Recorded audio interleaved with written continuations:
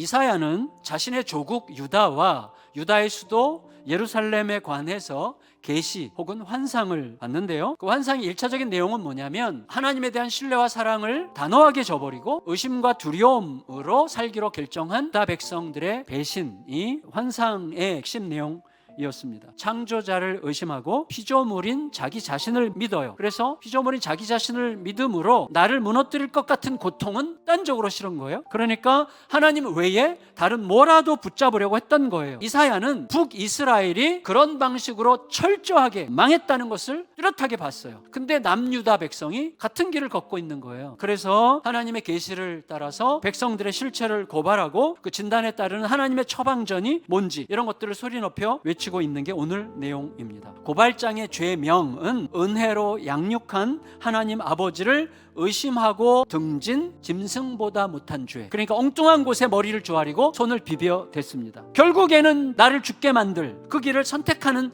습관에 중독되어 있는 거예요. 하나님 없이 자유할 줄 알았고 강대국의 보호를 받으면 안전할 줄 알았으나 오히려 자유를 잃고 제국의 소나기에 갇혀서 불행한 나날을 보낼 뿐이었습니다. 결국 이스라엘의 형편은 어떻게 됐냐면 당해낼 수 없는 적들에게 둘러싸여 있는 외로운 성읍, 그런 처지로 전락했어요. 그런데 이게 희망이에요. 무슨 말이냐면 사방이 황폐한데 그래도 남기셨어요. 아직 희망은 있는 거죠. 이에 대해서 이사야가 받은 계시가 뭐냐면 심판의 흔적인 동시에 남겨진 소망이 함께 있다는 것입니다. 다시 말해서 절망은 내 거지만 소망은 하나님 거예요. 그러므로 하나님을 신뢰해야만 소망이 있는 거다, 이렇게 이야기하는 것입니다. 그래서 그런 이스라엘 백성들의 그 현실의 원인을 이렇게 진단하십니다. 말씀에 귀를 기울이지 않았기 때문이라는 거예요. 말씀으로 세상이 지어졌고 말씀으로 세상이 지탱되고 있어요. 근데 지금 세상은 다른 방식으로 움직이는 것처럼 보여요. 하지만 하나님은 창조자시고 여전히 주권자세요. 내 존재 안에 자리를 잡기 시작하면 질서가 잡히기 시작해요. 그런데 귀를 닫아. 왜 귀를 닫죠? 의심하기 때문이죠.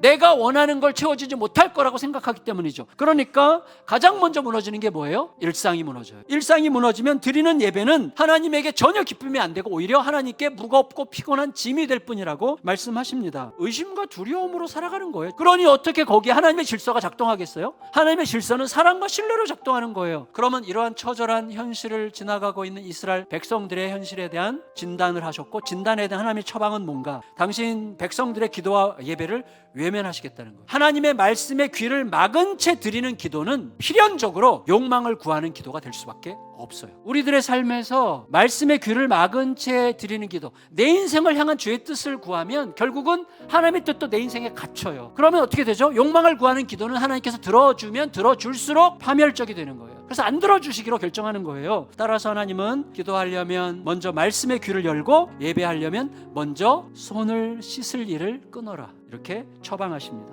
우리들이 주님 앞에 드리는 기도와 일상 속의 대화가 연결되게 하라는 거예요. 그게 하나님의 처방이에요. 부끄러운 줄 모르고 남모르게 행하던 악행들을 단호하게 버리라고 하십니다. 이제라도 돌이킨다면 시뻘겋게 녹이 슬어서 더 이상 지울 수 없을 것 같은 죄라도 내가 맑게 씻어 눈처럼 희게 해주겠다 라고 하나님이 약속하십니다. 이런 하나님의 의지는 무척 확고하고 강력합니다. 그리고 자녀들의 마음에 가득한 교만의 찌꺼기들과 영혼의 오물들을 잿물로 씻어내듯 친히 씻어내실 거라고 말씀하십니다. 그래서 이 와중에 하나님은 끝내 또 자기 백성에게 약속하십니다. 너희가 즐겨 순종하면 땅의 아름다운 소산을 먹을 것이요 너희가 거절하여 배반하면 칼에 삼켜지리라. 여호와의 입의 말씀이니라. 참 아름다운 말이죠. 그렇지만 어려운 말이죠. 즐거운 순종이라는 말은 좀 어려운 조합입니다. 그런데 이게 굉장히 어렵지 않게 되는 비밀이 있어요. 뭐죠? 사랑하면 돼요. 사랑하면 즐겁게 순종할 수 있어요.